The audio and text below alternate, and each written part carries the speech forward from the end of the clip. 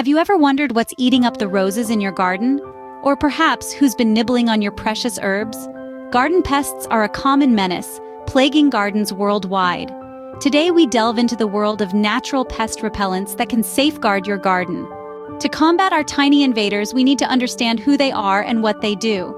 Garden pests such as aphids, caterpillars, slugs, and beetles can wreak havoc on our precious plants, each in their unique, destructive ways. Now that we know our enemy, let's discuss how we can protect our gardens. Nature has its own arsenal of pest repellents, and some of them might surprise you.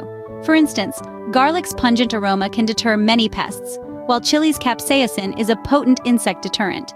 Vinegar, too, with its strong acidity, can keep pests at bay. To utilize these, simply mix with water and spray sparingly around your plants.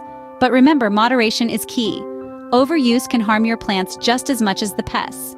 These simple yet effective solutions can help keep pests at bay, but that's not all nature has to offer. If you thought garlic and chili were impressive, wait until you hear about these other natural repellents.